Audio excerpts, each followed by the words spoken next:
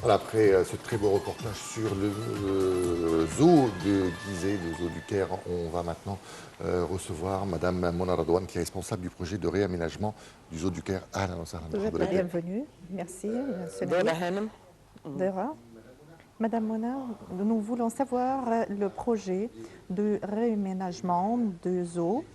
Comment ça se fait? Est-ce que vous aviez des relations avec les responsables dans le zoo ou bien c'est صحيح dehors? حضرتك. Non. أنا بشوف Je regarde sur la tablette toutes les photos du pauvre lion qui est très faible. Alors, mon cœur s'est déchiré pour son état du lion. C'est un lion. Alors, j'ai commencé à parler avec mes collègues et je leur ai dit, est-ce que vous avez déjà visité le zoo?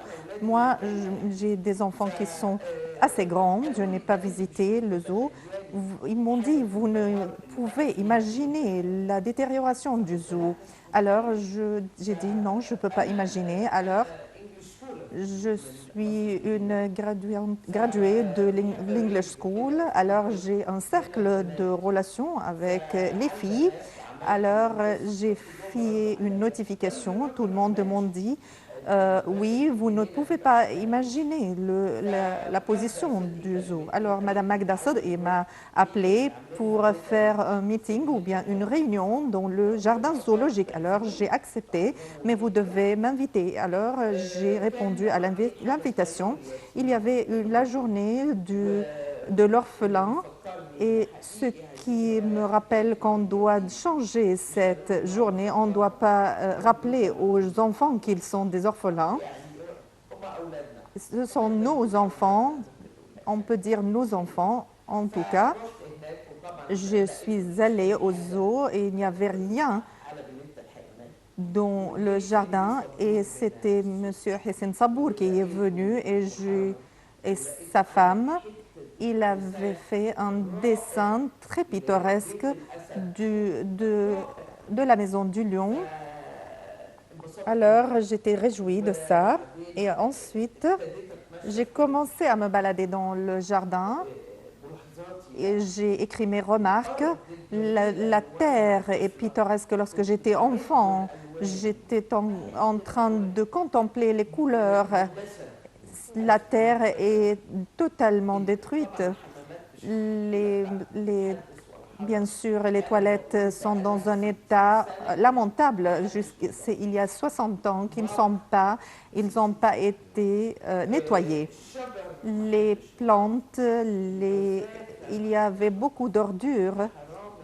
Les pauvres animaux sont dans un état lamentable. La maison du lion, où on trouve beaucoup d'humidité.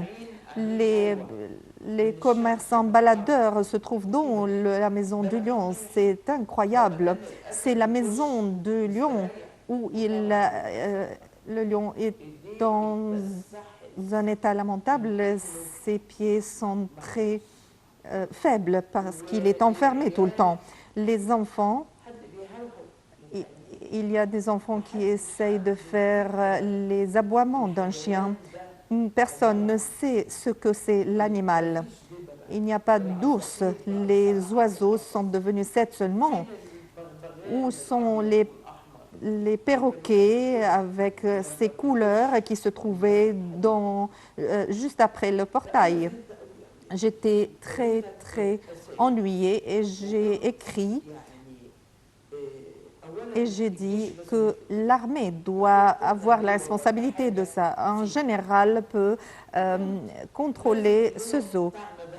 Notre général, moi je crois qu'ils vont me donner un général, il doit avoir une dizaine de militaires qui sont d'origine des jardiniers et qui peuvent faire un entraînement pour ce zoo. Aussi le jardin de thé. Je vous jure que je visitais ce jardin avec ma famille et je prenais un pâté parce que c'était une grande un grand magasin qui sert les pâtés. L'eau là-bas est pleine d'ordures. Pour une longue époque, la protection ou bien le jardin zoologique, il y avait des genres très rares d'oiseaux et les girafes et d'autres animaux. Est-ce que vous connaissez le girafe qui c'est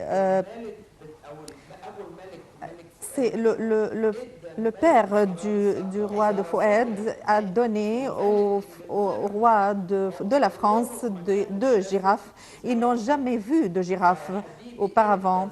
Il a envoyé le girafe en France et en Grande-Bretagne. L'Égypte est sans splendeur. Il y avait un dessin animé qui s'appelle Girafe qui s'est tourné en France. Oui, vous voyez? Zarafa, exactement. Zarafa, en arabe c'est Zarafa. Alors je me suis allée pour voir mon état. J'ai visité Abu Dhabi. On m'a dit qu'il y avait un jardin zoologique qui est très pittoresque. Moi, je viens de l'Égypte et je vais à Abu Dhabi pour avoir des photos dans le jardin. Moi, l'Égypte, je suis allée pour avoir des photos du jardin zoologique. Je vous prie de mettre les photos. Si vous voyez, lorsque j'entrais dans le jardin, il y a un classement pour expliquer les genres d'animaux. Chaque animal, il y a un gardien qui se trouve devant sa cage. Il vous donne de la nourriture, mais vous devez payer. Ils n'ont pas besoin de cet argent, mais vous devez payer quand même, puisque vous devez savoir que vous avez acheté quelque chose. Et vous vous baladez, vous ne pouvez pas que voir des tableaux des genres et des origines de chaque animal. Et le tigre blanc aussi. Il a un grand visage. J'ai fait des photos. On va voir des photos lorsqu'on nous parlons. Il y a des photos. Je veux voir le tigre. Est-ce qu'il va apparaître? J'étais dans un état vraiment ennuyé parce que j'ai photographié le jardin zoologique et j'ai pris les photos et je suis rentrée en Égypte et je pensais que faire. À la fin, j'ai connu que c'est un général qui gère maintenant le jardin zoologique. Alors j'ai dit merci Dieu, mais je m'aperçus qu'il y a il y avait un ourson qui est morte d'empoisonnement, un animal qui était mort d'empoisonnement. Et je me demandais, est-ce qu'il a licencié les responsables? Et c'est un bébé qui s'est décédé, ce lion de mer qui était enceinte. Je propose qu'on doit nettoyer le jardin zoologique. Quel est les développements ou bien quelle est l'idée que vous proposez pour réaménager le jardin zoologique et notamment l'animal, le pacha, le général et aussi ce que je vous ai dit, une demi-douzaine de militaires et aussi le camion d'extinction de feu et moi, si je peux rencontrer le général, j'étais très contente parce que je vois qu'il essaye de faire tout le bien, mais il doit aussi sauver ses bijoux. Est-ce que vous avez déjà rencontré le général? Non, j'ai ouï dire seulement. Et le billet doit évoluer et vous devez aussi arrêter les travaux pour avoir des aménagements. Et vous devez aussi avoir des étudiants qui sont volontiers, qui peuvent se tenir devant le portail et doivent faire comme des guides touristiques pour les autres enfants et les prendre dans une tournée dans le zoo pour expliquer les genres des animaux et sensibiliser les petits devant les animaux et aussi les plantes. Nous devons sensibiliser nos enfants les moralités et enfin aussi les gens qui mangent des banquets et font des banquets. Il y avait une famille qui s'est tenue par terre et a fait sortir ses poêles et a fait manger à ses enfants au centre. C'est une culture, une sorte de culture. Oui, je crois que c'est le Pacha. Alors, comme si c'était sur la plage. Oui, on doit arrêter tout cela. On doit arrêter tout cela. On peut leur faire une région, une place dans ce jardin où il y aurait des banques pour qu'ils prennent leur nourriture. Vous avez déjà une place très nettoyée et on doit avoir des agents de sécurité. On va regarder un reportage. Exactement. On va, et dans ce jardin zoologique se trouve aussi le musée zoologique. Alors, il faut savoir que sa construction remonte à 1906 et il y a énormément de pièces rares momifiées. Il a été rénové d'ailleurs en 2015. Voici les détails avec Wael El Alfi.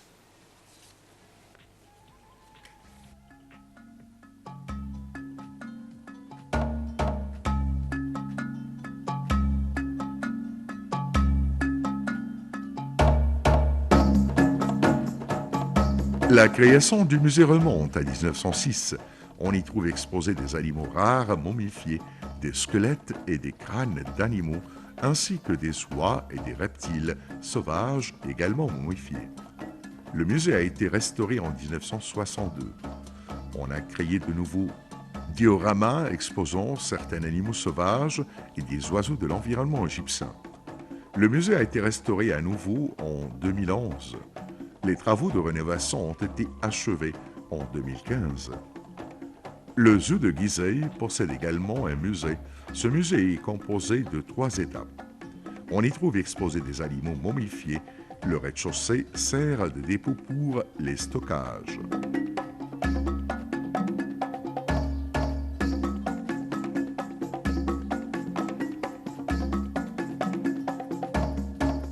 À l'un de ces étages se trouve une salle et consacrée à une collection rare d'animaux momifiés, considérée comme une référence importante en matière de zoologie.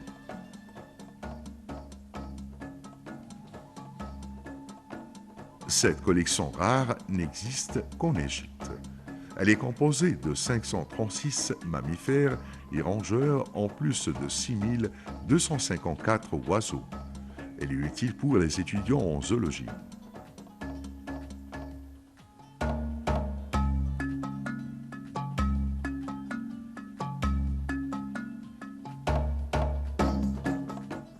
Le premier étage du musée comporte une variété d'animaux momifiés dans leur environnement naturel et géographique. Il comporte aussi une collection de têtes et de crânes. La salle, qui se trouve au milieu du premier étage, contient des squelettes de mammifères, d'oiseaux et de reptiles.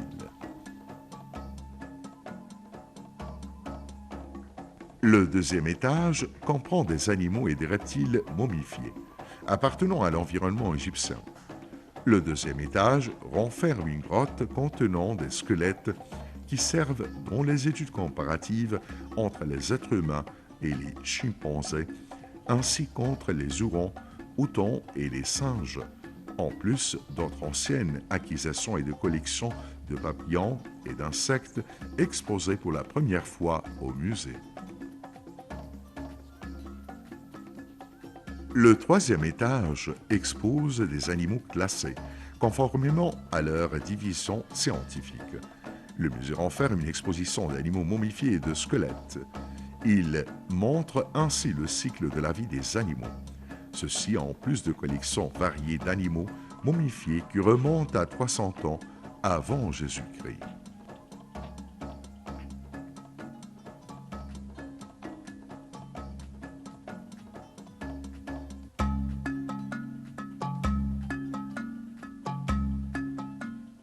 Le musée a été restauré par les services de génie des forces armées. Les travaux de restauration ont duré 3 ans. Le musée expose 3 collections d'oiseaux et de reptiles égyptiens, en plus de celles des mammifères et des rongeurs. Le musée comprend en tout 2377 espèces d'animaux, d'oiseaux, de mammifères, reptiles, des têtes d'animaux et de squelettes.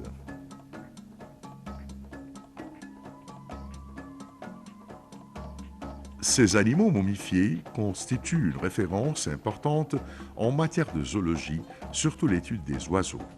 Ils sont accessibles aux étudiants en zoologie ainsi qu'aux visiteurs du zoo. Le musée, qui se dresse sur 3 étages au sein du zoo, comprend 1352 espèces d'oiseaux, 555 mammifères, 259 reptiles, 115 crânes d'animaux, 61 têtes et 35 squelettes.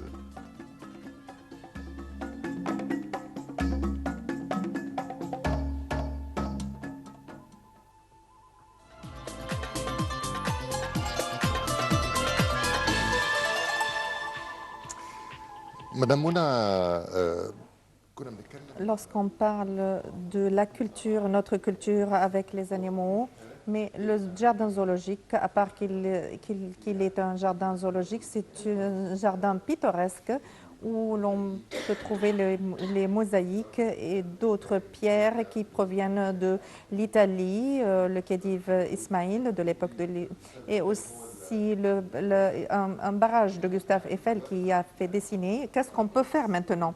Et aussi, il y a une maison chinoise, une maison.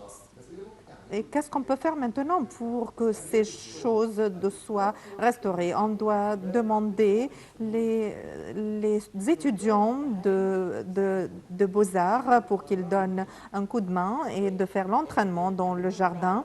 On les invite pour faire leur entraînement ici, mais on doit aussi nettoyer et on doit faire un entraînement pour les agriculteurs et les étudiants d'agriculture. Ils doivent faire leur entraînement. Si aussi on demande aux militaires qui sont d'origine des jardiniers, ils vont faire la plupart des travaux de nettoyage.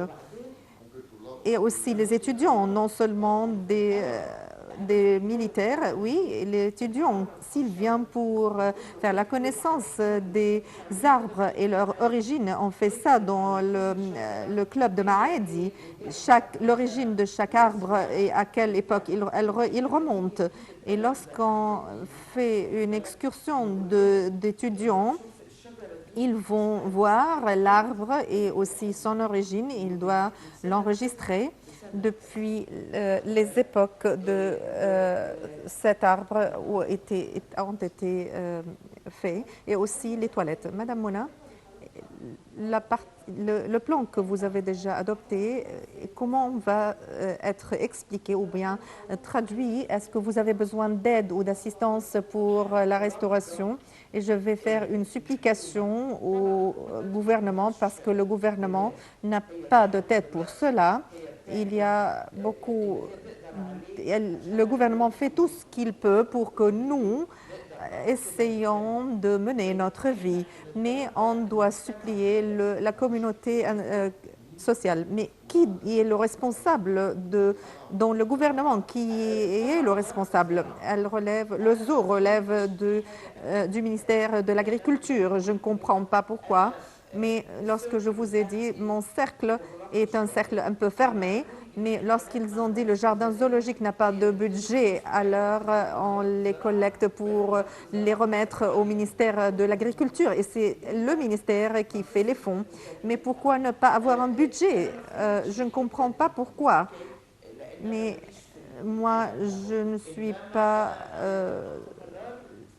je suis très familière dans ma carrière seulement, mais je suis sûre si on peut faire un appel aux gens qui sont les entrepreneurs ou bien la chambre commerciale américaine ou canadienne pour avoir des fonds, contribuer avec des fonds pour ce perle qui se trouve ici. Personne ne veut. Et on peut faire des sponsors aussi. S'il y a une maison chinoise, on peut appeler les Chinois à contribuer, qu'ils donnent des caméras pour voir. Vous avez ouï dire qu'un boucher a déjà égorgé un chameau. Et c'était un chameau rare qui avait... il l'a égorgé et l'a mangé. Il l'a pris et l'a mangé. Ils ont mangé le chameau.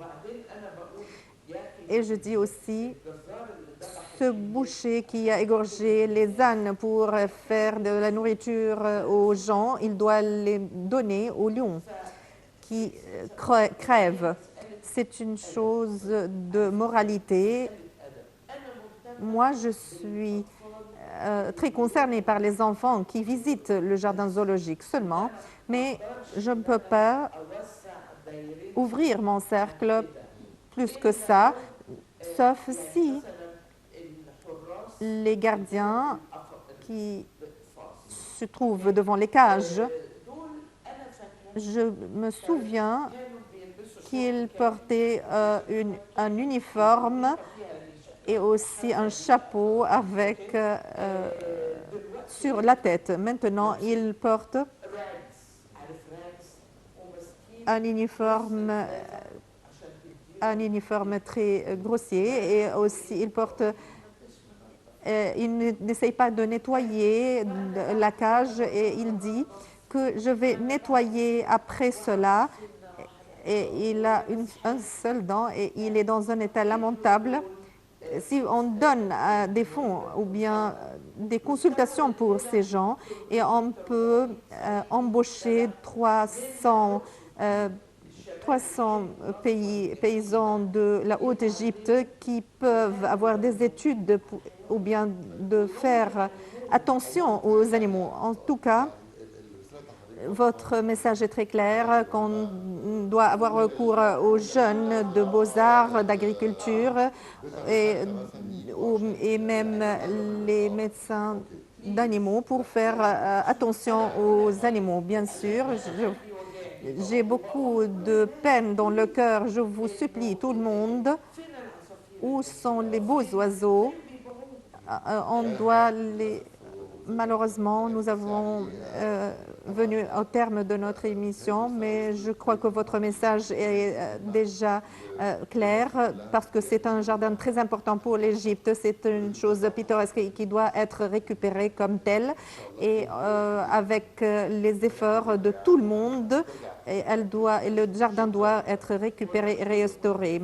Merci, Madame Mona. Je vous remercie. Je vous remercie aussi. Je vous remercie, Madame Dora et Monsieur Nabil. Voilà, mesdames et messieurs, nous parvenons au terme de cette édition de Bonjour l'Égypte. Voilà, un grand merci à Shams Enemi qui a assuré la traduction ce matin. On va se donner rendez-vous mardi prochain, même heure, même endroit avec une nouvelle édition. Sinon, rendez-vous demain à partir de 10h30, heure locale du Caire, pour une nouvelle émission de Bonjour l'Égypte. Excellente matinée à tous.